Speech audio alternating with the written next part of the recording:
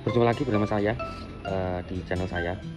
Kali ini saya akan memberikan penjelasan edukasi pada teman-teman semuanya, yaitu terkait dengan cara efektif menentukan tujuan hidup untuk anak-anak seusia kita. Bagaimana caranya? Ada yang tahu bagaimana caranya untuk menentukan tujuan hidup supaya efektif secara kehidupan kita secara efektif? Bagaimana caranya? Ada yang tahu? Baik, jika tidak ada yang tahu, simak video ini sampai selesai supaya tidak gagal paham. Baik teman-teman, tujuan hidup itu sangat penting ya teman-teman.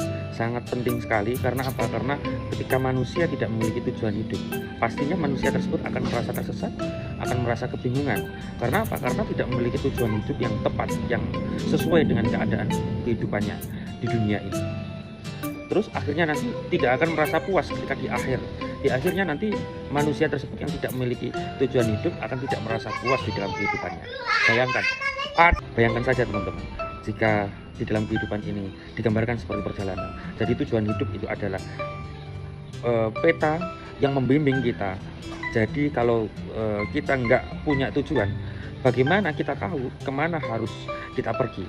Kan tidak ada yang tahu. Maka dari itu di dalam kehidupan kita wajib adanya yang namanya tujuan hidup.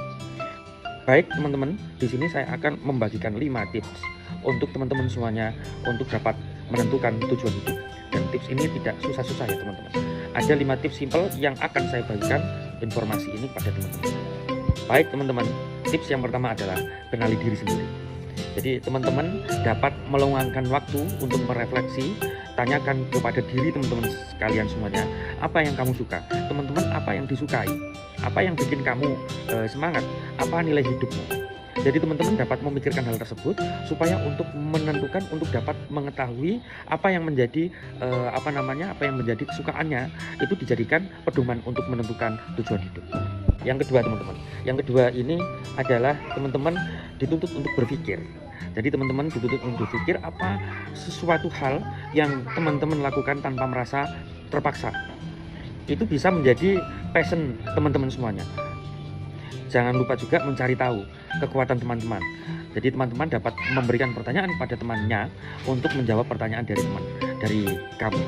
Jadi itu bisa menjadi acuan teman-teman semuanya untuk menentukan tujuan hidup. Yang ketiga yaitu menentukan prioritas. Jadi hidup ini penuh pilihan ya teman-teman. Semuanya ada yang baik, ada yang buruk, ada yang kurang baik. Jadi semuanya merupakan pilihan teman-teman. Jadi teman-teman akan menentukan prioritas yang mana yang menjadi pilihan teman-teman semuanya. Jadi teman-teman akan fokus pada hal yang benar-benar penting untuk teman-teman semuanya lakukan. Misalnya di bidang pendidikan, karir, keluarga, atau bahkan komunitas teman-teman. Itu menjadi patokan teman-teman untuk nanti bisa menjadi tujuan kehidupan teman-teman semuanya. Jadi itu menjadi patokan ya teman-teman. Bisa dipraktekkan. Yang nomor 4 ini adalah membuat rencana jangka pendek dan juga jangka panjang teman-teman.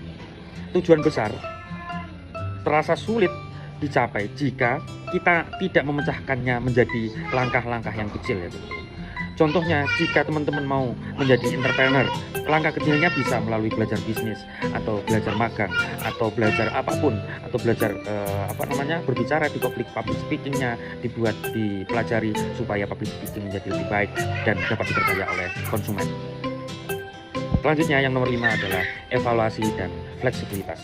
Artinya apa? Tujuan hidup ini tidak harus kaku ya teman-teman. Kalau suatu saat teman-teman merasa perlu mengubah arah, tidak apa-apa teman-teman. Yang penting teman-teman tetap berkembang, tetap melakukan sesuatu kebaikan, melakukan hal-hal baik supaya teman-teman menjadi bermanfaat bukan hanya untuk dirinya tetapi juga bermanfaat untuk orang lain.